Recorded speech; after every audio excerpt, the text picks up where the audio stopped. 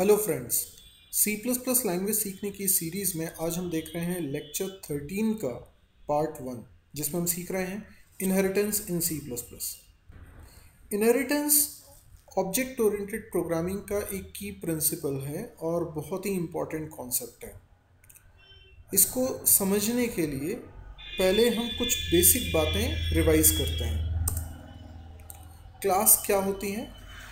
Class एक description है properties और बिहेवियर का किसी ऑब्जेक्ट से रिलेटेड। यानी हम अपने चारों तरफ जो एंटिटीज़ देखते हैं जिनकी इंफॉर्मेशन स्टोर करने में हम इंटरेस्टेड हैं। जैसे मैं एक सॉफ्टवेयर बनाना चाहता हूँ जिसमें मैं स्टूडेंट की इंफॉर्मेशन रखना चाहता हूँ, तो स्टूडेंट मेरे लिए एक एंटिटी है।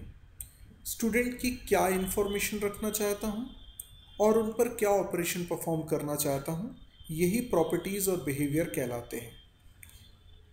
तो कोई क्लास बनाना मतलब किसी एंटिटी को डिस्क्राइब करना कि उस एंटिटी के बारे में हम क्या क्या इंफॉर्मेशन रखेंगे और क्या क्या ऑपरेशंस उस पर परफॉर्म करेंगे।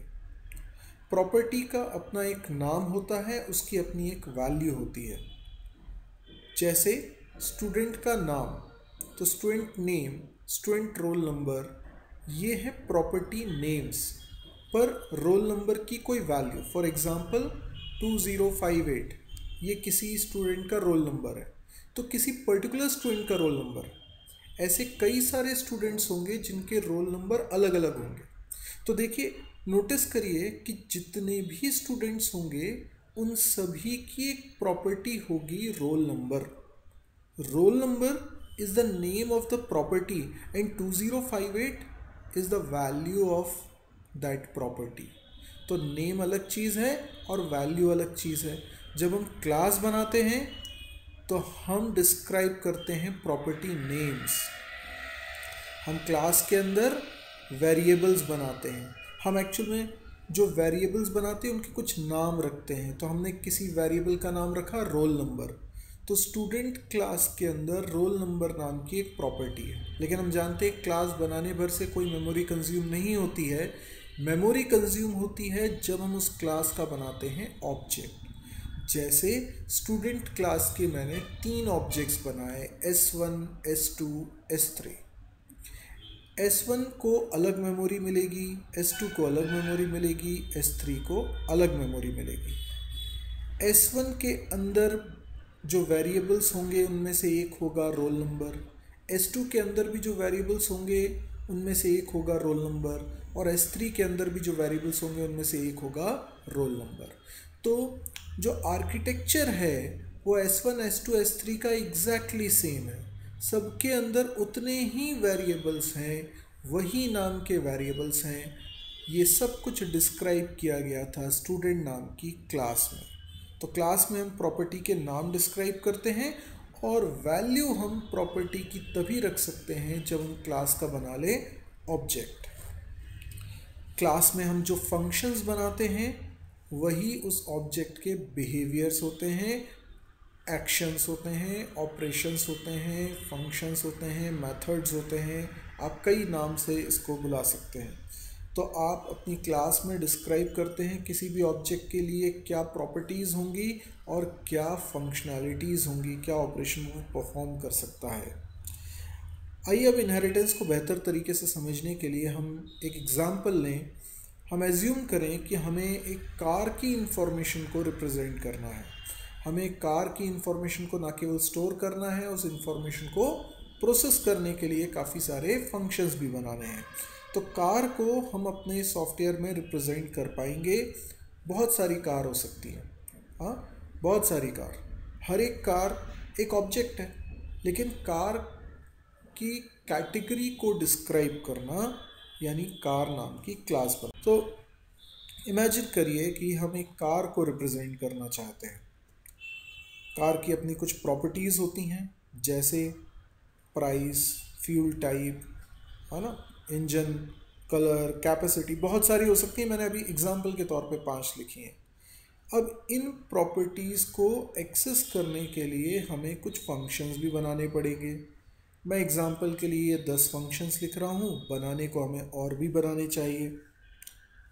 अब आप सोचिए कि हम अगर किसी कार की इंफॉर्मेशन रखना चाहते हैं, हम चाहे एक कार की इंफॉर्मेशन रखें चाहे 10 कार की इंफॉर्मेशन रखें, हमें हर कार के लिए इतनी प्रॉपर्टीज़ और इतने मेथड्स चाहिए। तो हम डिस्क्राइब करेंगे इसको क्लास बनाकर। तो हम एक क्लास बनाएंगे कार नाम की, जिसके अंदर इतने वेरिएबल्स होंगे 5 और इतने फंक्शंस होंगे 10। तो हमारी कार नाम की क्लास बन जाएगी। और कार क्लास का जब हम कोई एक ऑब्जेक्ट बनाएंगे तो उसके अंदर होंगे ये पांचों वेरिएबल्स।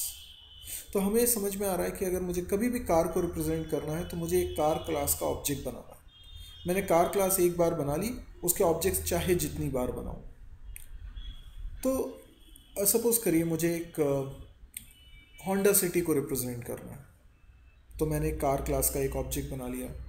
मुझे सेंट्रो कार को रिप्रेजेंट करना है, तो मैंने एक और ऑब्जेक्ट बना लिया। हर ऑब्जेक्ट एक डिफरेंट कार को रिप्रेजेंट कर रहा होगा, लेकिन सबके अंदर होंगे वो 5 वेरिएबल्स, लेकिन उनकी वैल्यूज़ सभी ऑब्जेक्ट्स में अलग अलग हो सकती हैं। अब सोचिए एक नई रिक्वायरमेंट आती है कि मुझे स्पोर्ट्स कार को रिप्रेजेंट करना है। स्पोर्ट्स कार जो कि कार से कुछ ज़्यादा है, कुछ ज़्यादा बेहतर है, इसकी प्रॉपर्टीज़ भी ज़्यादा होंगी। लेट अस अज्यूम कि इसकी क्या प्रॉपर्टीज़ हो सकती हैं। तो price, fuel type, engine, colour, capacity, ये तो होंगी ही होंगी। अलार्म, मे बी इस कार में, स्पोर्ट्स कार है, इसमें किसी तरह का अलार्म लगा हुआ है जो हो सकता है फ्यूल के कम होने पे बजता हो, या स्पीड लिमिट पे बजता हो, या और कुछ भी ऐसा हो सकता है। नेविगेटर हो सकता है जो आपको डायरेक्शन बताता है। सेफ गार्ड हो सकते हैं, बहुत सारे सिक्योरिटी फीचर्स उसमें हो सकते हैं जो कि एक नॉर्मल कार में नहीं होंगे। तो हम देखते हैं कि प्रॉपर्टीज़ की संख्या बढ़ गई। अगर मुझे स्पोर्ट्स कार को रिप्रेजेंट करना है तो मुझे वो सारी प्रॉपर्टीज़ तो चाहिए जो कार में थी, अब कुछ एक्स्ट्रा भी चाहिए, और इसी वजह से कई सारे मेथड्स भी बढ़ गए होंगे। मेथड्स की संख्या भी काफ़ी बढ़ गई है। वो 10 जो पहले थे वो तो अभी भी चाहिए, क्योंकि आफ्टर ऑल स्पोर्ट्स कार है तो एक कार, लेकिन इसके कुछ एक्स्ट्रा प्रॉपर्टीज़ के चलते हमें कुछ एक्स्ट्रा फंक्शंस भी बनाने पड़ेंगे। अब सवाल मेरा ये है कि आप स्पोर्ट्स कार को रिप्रेजेंट करवाने के लिए क्या करेंगे।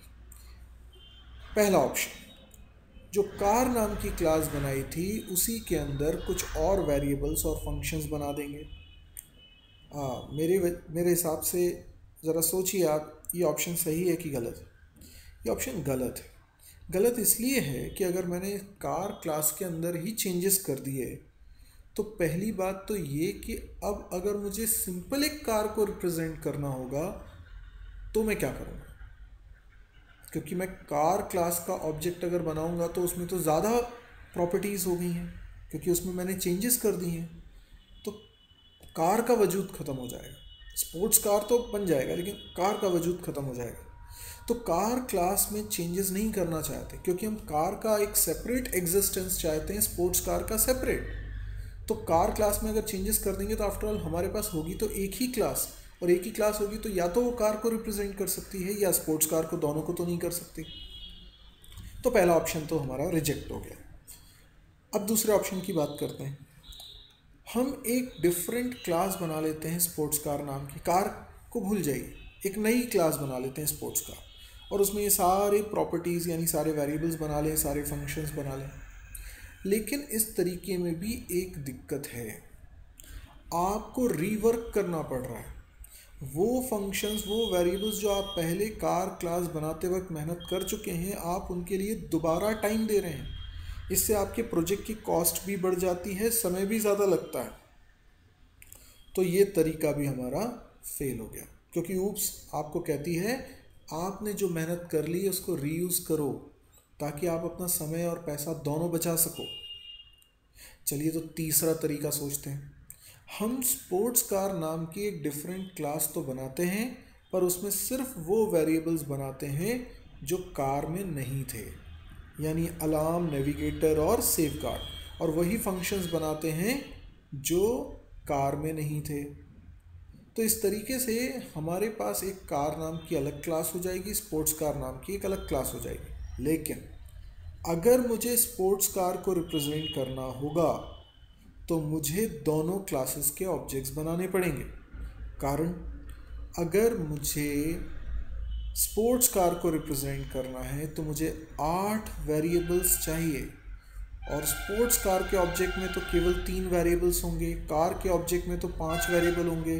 तो दोनों क्लास का एक एक ऑब्जेक्ट बनाकर ही मैं एक स्पोर्ट्स कार को रिप्रेजेंट कर पाऊंगा, जो कि इनकैप्सुलेशन के रूल के खिलाफ है। इनकैप्सुलेशन क्या कहता है? UPS का बड़ा इंपॉर्टेंट कॉन्सेप्ट है। वो कहता है कि आप एक एंटिटी से रिलेटेड सारी इंफॉर्मेशन एक ही ऑब्जेक्ट में रखना।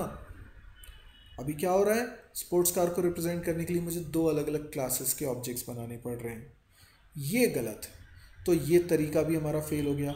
अब चौथा सबसे बढ़िया तरीका ये है जो हम यूज़ करेंगे कि हम बनाएंगे तो कार क्लास अलग और स्पोर्ट्स कार अलग। स्पोर्ट्स कार में वही मेंबर्स बनाएंगे जो कार में नहीं थे, लेकिन हम स्पोर्ट्स कार को लिंक करेंगे कार क्लास से एक मामूली से सिंटैक्स से, जो अभी अपन देखेंगे।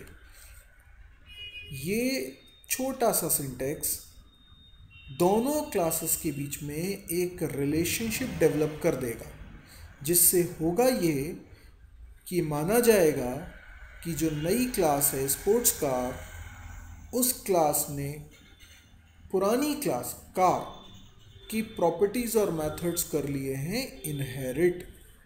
जिसका मतलब है कि अगर आप स्पोर्ट्स कार क्लास का ऑब्जेक्ट बनाएंगे तो उसमें वो वेरिएबल तो होंगे ही जो स्पोर्ट्स कार में बने हैं, अलार्म, नेविगेटर और सेफ गार्ड, और वो वेरिएबल भी आ जाएंगे जो कार क्लास में बने हैं, क्योंकि कार और स्पोर्ट्स कार में रिलेशनशिप बन गया है। अच्छा, ये रिलेशनशिप यूनिडायरेक्शनल है, मतलब अगर आप कार क्लास का ऑब्जेक्ट बनाएंगे तो उसमें केवल कार के ही वेरिएबल्स होंगे, स्पोर्ट्स कार वाले नहीं होंगे। स्पोर्ट्स कार का ऑब्जेक्ट बनाएंगे तो उसमें दोनों क्लासेस के वेरिएबल्स होंगे। तो हम ये चाहते थे कि इनकैप्सुलेशन भी रहे, एक ही ऑब्जेक्ट बनाना पड़े तो बिल्कुल बना सकते हैं। पुरानी क्लास का भी एग्जिस्टेंस रहा, नए कॉन्सेप्ट का भी एग्जिस्टेंस हो गया। तो जब मैं स्पोर्ट्स कार का ऑब्जेक्ट बनाऊंगा तो उसके अंदर कार के तो सारे वेरिएबल्स बनेंगे ही बनेंगे, स्पोर्ट्स कार के भी वेरिएबल्स बन जाएंगे। तो ये एक बेहतरीन कॉन्सेप्ट है इनहेरिटेंस का। आपने सिलसिलेवार समझा। अगर आपको समझने में दिक्कत हुई तो आप इसको रिवाइंड करके एक बार फिर सुनिएगा, आपको समझ में आएगा। तो इनहेरिटेंस क्या समझे हम? ये एक ऐसी प्रक्रिया है जिसके तहत हम पुरानी बनी हुई, पहले से जो बनी हुई है क्लास, उसकी प्रॉपर्टीज़ और मेथड्स को इनहेरिट कर लेते हैं अपनी नई क्लास में। इससे हमारी नई क्लास का जब ऑब्जेक्ट बनता है तो उसके पास वो सारी चीज़ें होती हैं जो नई और पुरानी दोनों क्लासेस में मौजूद हैं। तो जो पुरानी क्लास है ना, एग्जिस्टिंग क्लास, उसको हम बोलते हैं पेरेंट क्लास या बेस क्लास, और जो नई क्लास हम बना रहे हैं उसको कई बार हम चाइल्ड क्लास या डिराइव्ड क्लास बोलते हैं। डिराइव हुई है कहाँ से? बेस क्लास से। सिंटैक्स क्या है? अब आप देख सकते हैं स्क्रीन पे क्या सिंटैक्स यूज़ होता है। हमने पहले क्लास बनाई पेरेंट क्लास, जो पुरानी क्लास है, बेस क्लास। जब हम चाइल्ड क्लास बनाते हैं यानी डिराइव्ड क्लास बनाते हैं, नई क्लास बनाते हैं जैसे स्पोर्ट्स का, तब हमको पेरेंट क्लास का जिक्र करना पड़ता है। तो बड़ा मामूली सा सिंटैक्स है, आप देख सकते हैं यहाँ पे चाइल्ड क्लास बनाते वक्त नीचे वाली क्लास जब बना रहे हैं तो एक कोलन लगा रहे हैं, विजिबिलिटी मोड लिख रहे हैं और पेरेंट क्लास का नाम लिख रहे हैं, बेस क्लास का नाम लिख रहे हैं। ये विजिबिलिटी मोड क्या होता है? एक्सेस स्पेसिफायर जो आपने पढ़े हुए हैं, प्राइवेट, प्रोटेक्टेड, पब्लिक। इसका एक एग्जांपल देखते हैं, एग्जांपल से और क्लियर होगा। देखिए, हम जैसे बात कर रहे हैं कार क्लास की, तो कार नाम की क्लास हमने पहले बना ली। उसके बाद जब हम स्पोर्ट्स कार बना रहे हैं तो कोलन लगाया, विजिबिलिटी मोड या तो हम लिखते हैं प्राइवेट या प्रोटेक्टेड या पब्लिक। अब कब क्या लिखना चाहिए, क्यों लिखते हैं, ये अपन अगले हम शायद नेक्स्ट वीडियो में या उसके नेक्स्ट वीडियो में समझेंगे। उसके बाद हमने लिखा पेरेंट क्लास का नाम, बेस क्लास का नाम, दैट इज़ कार। तो इस सिंटैक्स को अच्छे से याद कर लीजिए, यही इनहेरिटेंस का सिंटैक्स है। इसमें क्या हो रहा है, जब हम नई क्लास बनाते हैं तो पुरानी क्लास का जिक्र करते हैं। पुरानी क्लास जब बन रही थी तब नई क्लास का कोई जिक्र नहीं हो रहा। तो जो नई क्लास है वो चाइल्ड क्लास है, उसका ऑब्जेक्ट बनाओगे तो दोनों क्लास के मेंबर्स उसके अंदर होंगे। यदि आपको इनहेरिटेंस का ये वीडियो पसंद आया हो तो आप इसे लाइक ज़रूर करिएगा, और यदि आपको कुछ डाउट्स हैं, कुछ पूछना है तो आप कमेंट्स भी करिए। आप और भी कोई सजेशन देना चाहते हैं तो आप अपने कमेंट्स दे सकते हैं। इसके अलावा यदि आपको ये वीडियो इतना पसंद आया है कि आप अपने दोस्तों के साथ भी बांटना चाहते हैं तो आप नीचे शेयर का एक ऑप्शन है, उस पर क्लिक करिए। उसमें आपको लिंक कॉपी करने को मिलेगा, वो लिंक कॉपी करिए, फेसबुक में अपनी वॉल पे पेस्ट कर दीजिए। इसके अलावा आप चैनल को सब्सक्राइब भी ज़रूर करिए, क्योंकि चैनल को सब्सक्राइब करेंगे तो आगे इस तरह के वीडियोस की अपडेट्स आपको मिलती रहेंगी। Thank you.